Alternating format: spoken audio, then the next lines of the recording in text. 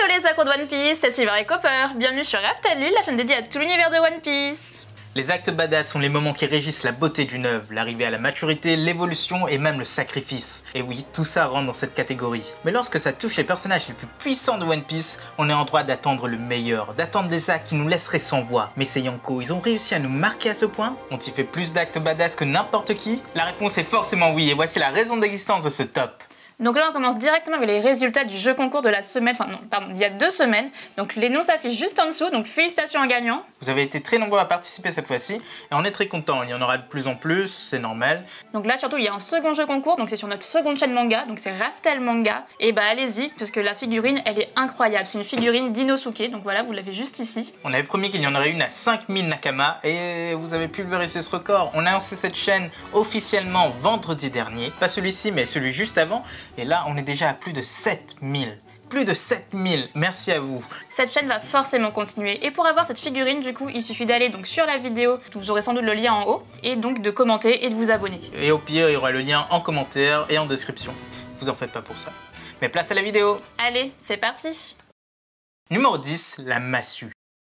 Petite précision, on va parler des actes qu'ont accompli les Yonko pendant leur règne. Donc forcément, ce sera pas avant. Le duel Barbe Blanche ou Grudger, ça ne comptera pas dedans. Alors direction le pays des voix, ce grand pays où règne le mal et la pauvreté. Depuis que les 100 bêtes y ont posé les pieds, rien ni personne n'ont réussi à les y déloger. Moria a essayé et il a perdu tout son équipage. Odan aussi et il a perdu la vie. Pourtant, au fil des années, des pirates ont déferlé sur les lieux. Et pour les chanceux qui ont survécu, c'est qu'ils n'ont pas croisé la bête. Jusqu'au jour où les Mugiwara sont arrivés avec l'objectif de libérer les samouraïs. L'infiltration était parfaite jusqu'à que Kaido se montre. Là, Luffy n'a pas pu résister. Forcément, il a attaqué. Il a touché de nombreuses fois sans savoir que le cœur de la bête était impénétrable et que cette chose allait forcément répliquer. Et lui, il a fait un one shot.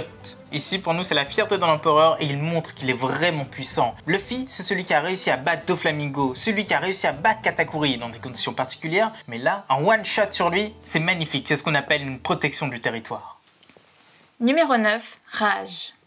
On file vers l'autre territoire bien connu du Nouveau Monde, le lieu de tous les excès, Whole Cake. Et là aussi, Big Mom a fait un travail formidable, bien plus que Kaido, car même si les attaques ont été bien plus nombreuses et que le territoire est bien plus grand, eh bien son équipage n'a jamais laissé ses genoux avec les dents qui rayent le parquet arriver jusqu'à elle. Une vraie belle protection avec pour clé de voûte Katakuri. Tout ça jusqu'à ce que lui, il débarque, Luffy. Alors Capone, il a saisi sa chance et a fomenté une tentative d'assassinat. Il a fait faire des missiles et il les a lancés, et pouf! Lors de la Tea Party, alors que Big Mom était si vulnérable, lui et ses hommes lui ont tiré dessus. Tout était gagné. Finalement non, car ça elle ne pouvait absolument pas le prévoir. La vieille était entrée en transe, elle a lâché une vague de haki des rois bien supérieure à tout ce qui avait été vu jusqu'à maintenant. Une puissance qui a même détruit les missiles à distance. Et pour nous, c'est une des rares occasions qui a fait briller Big Mom. Numéro 8, la rencontre. Les Yonko étaient un concept assez peu défini au début de l'œuvre. Dans l'arc Arlong, il y a une info qui est lâchée, c'est qu'il y a 3 puissances qui règnent sur les mers. La marine, les Shichibukai, et la troisième, eh bien personne n'en parle réellement. C'est Garp qui les présente sur Water 7, et de suite, on comprend leur importance et leur force. À partir de là, les événements s'enchaînent, et les rencontres ont lieu. Et la première d'entre elles, c'est celle de Barbe Blanche et de Shanks. C'est un simple échange amical autour d'un verre? Oui, en tout cas au début, car après tout, ils ont un passé en commun. L'enfance de Shanks était remplie des affrontements entre le Titan et son ancien capitaine, et le roux, il est là pour prévenir de la dangerosité de Teach, jusqu'à l'agacement de Barbe Blanche. Lui, il dégaine son arme, Shanks aussi, et pour montrer qu'aucun des deux n'a perdu en puissance, il s'échange un coup de sabre si puissant que le ciel lui-même se fend. C'est bien la première fois que cet événement sensationnel arrive dans One Piece. Numéro 7, Domination.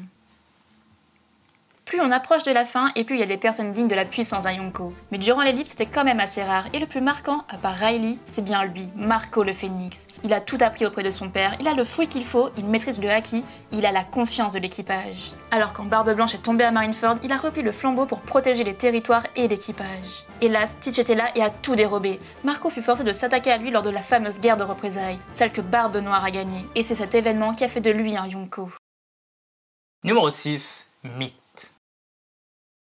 Il y a plus de 20 ans de cela, un monstre fut capturé par la marine. Durant de longues années, il fut enfermé, torturé, transporté, condamné à mort. Et pouf, jamais il n'est mort. La lame se brisait sur son cou, les bateaux prisons coulaient, et pire, les lances ne pénétraient pas sa peau. Cette légende a un nom, elle s'appelle Kaido. Et ici, c'est son introduction. Juste cette phrase montre à quel point cet homme est fort et important. Mais le pire, c'est qu'il saute d'une île céleste et s'écrase au sol. Encore une fois, il a essayé de mourir, mais sans y parvenir. Et en sortant de son trou, la rage le prend. Car face à lui, il y a 4 4 supernovas. Alors il va se défouler, il va les écraser. Lui, c'est bien la créature la plus puissante du monde, Kaido. Numéro 5, surprise. Il y a pas mal de traites dans One Piece, ou plutôt des infiltrés. Et tant qu'on n'a pas la raison derrière leur choix, eh bien c'est quand même difficile de se faire un avis sur eux. Mais le plus étonnant, c'est bien ce fameux pirate, Shanks le Roux. Lui, il a le respect de tous, on sait qu'il est fort, mais qu'est-ce qu'il fait lui dans la vie? Eh bien il reste tranquille dans le Nouveau Monde, sauf à quelques reprises. Et l'une d'elles se passe à la fin de la rêverie. Alors que les lieux sont sous tension, un homme débarque pour parler aux 5 anciens, et c'est Shanks.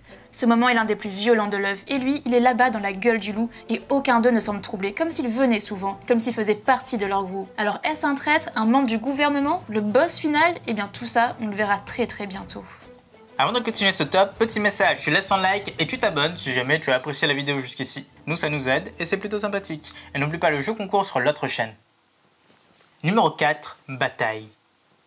Après la grande humiliation qu'a subi Big Mom sur son propre territoire, celle-ci s'est jetée corps et âme à la poursuite des Mugiwara. Fallait bien, elle était vraiment enragée la pauvre. Et du coup, elle est partie jusqu'à Wano. Mais sur place, elle a enchaîné les défaites. King a repoussé son navire, elle est tombée à l'eau. Elle s'est retrouvée sur la plage avec une amnésie rétrograde. Elle est partie jusqu'à Odon où elle s'est battue contre Queen. La pauvre a perdu connaissance, elle a été traînée jusqu'à Onigashima. Et sur place, enfin, Kaido lui a offert l'accueil d'un empereur. Il l'a libérée et a croisé le fer avec elle sur le toit de l'édifice. Un combat dantesque, tout le monde s'en rappelle, qui a fait trembler les lieux et qui a fendu le ciel, pour enfin finir sur un accord, sur une alliance entre les deux empereurs pour prendre le One Piece. Comme quoi, avoir été dans les rocks, ça crée des liens, et c'est un des actes qui bouleverse encore le monde de One Piece aujourd'hui. Le gouvernement s'en affole, et ça montre bien à quel point leur puissance est devenue grande.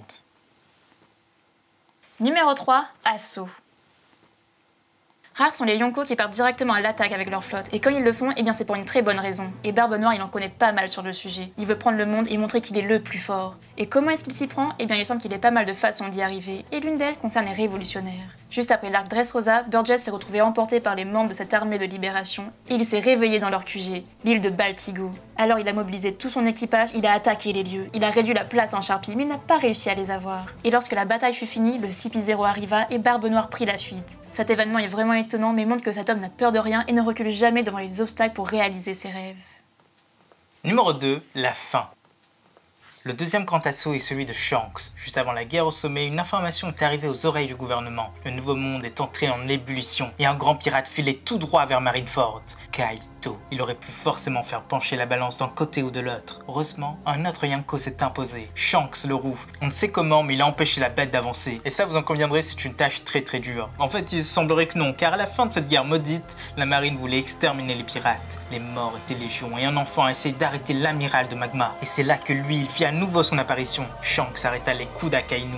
Il avait réussi à arrêter Kaido sans une seule égratignure. Et sur place, il va imposer la paix. Alors forcément, il fallait le mettre dans ce top, car ce moment, c'est un des moments légendaires de One Piece. Un moment qui montre que les Yonko sont quasiment imbattables. Numéro 1, le roi. Et enfin, voici l'acte le plus badass pour un Yonko, l'acte de guerre et d'amour ultime. C'est bien l'attaque de Barbe Blanche sur Marineford. Cet homme a toujours eu un seul désir, avoir une famille. Il a toujours prévenu, si quelqu'un ose toucher à sa famille, eh bien c'en sera fini de lui. Le gouvernement le savait, mais ils ont quand même accepté que Barbe Noire livre Ace. Ils voulaient mettre fin à ce pirate et à son équipage, détruire ce grand mythe. Mais par contre, ça ne s'est pas du tout passé comme ça. Les pirates ont tout dévasté sur les lieux, Barbe Blanche est toujours extrêmement puissant et il a tué à tour de bras. Il est arrivé là où il voulait pour libérer son fils. Et même si au final Ace est mort, il a quand même balayé tout le monde et il a ridiculisé le gouvernement. Et il a même fini sur ces mots. Le One Piece existe! Voilà, c'est déjà la fin de cette vidéo. On espère que ça t'a plu et comme tu le sais, tu peux laisser un like. Tu peux partager la vidéo, ça aide aussi ça. Et tu peux aussi aller jouer au prochain jeu concours sur l'autre chaîne. Il suffit juste de mettre ton nom, donc t'es pas obligé de regarder toute la vidéo, ni même de regarder la vidéo. Sachant qu'il n'y a pas de spoil du manga, donc fais-toi plaisir. À bientôt les accros de One Piece!